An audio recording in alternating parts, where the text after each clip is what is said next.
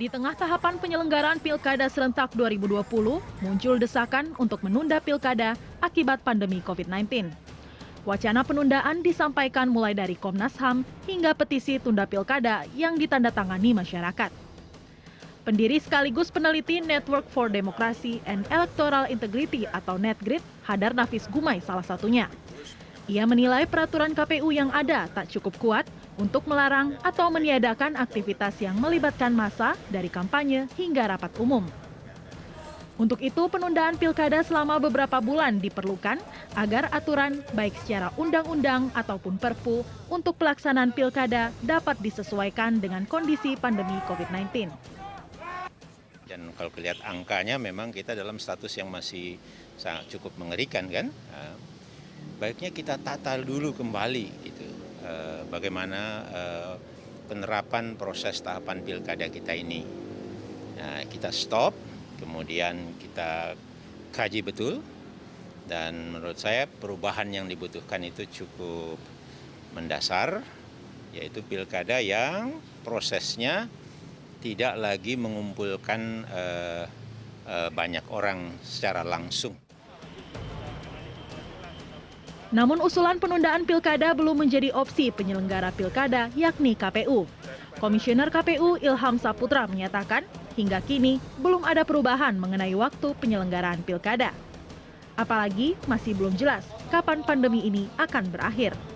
Sudah terlalu banyak energi yang kita keluarkan, ya, entah itu tenaga, anggaran, dan banyak hal lain yang kemudian akan sia-sia atau akan bertambah kembali jika penyelenggaraan pilkada ini ditunda. Kemudian ketiga, kita tidak pernah tahu dulu kapan pandemi COVID ini akan berakhir. Dirjen Politik dan Pemerintahan Umum Kementerian Dalam Negeri, Bahtiar, juga menolak penundaan dengan alasan administrasi.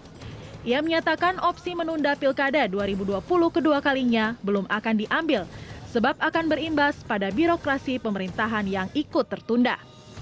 Bahtiar menyebut justru momentum pilkada adalah kesempatan bagi masyarakat untuk memilih kepala daerah yang dapat memberikan solusi atas dampak ekonomi yang terjadi akibat pandemi COVID-19. Makanya pertama mau ditunda sampai kapan?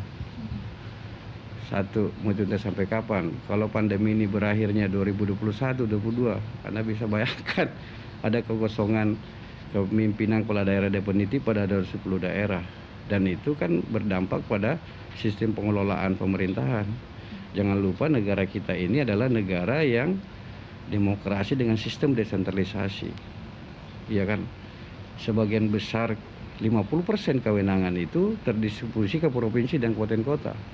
Kalau terjadi kekosongan pemerintahan yang definitif begitu, itu pasti mengganggu jalannya pemerintahan.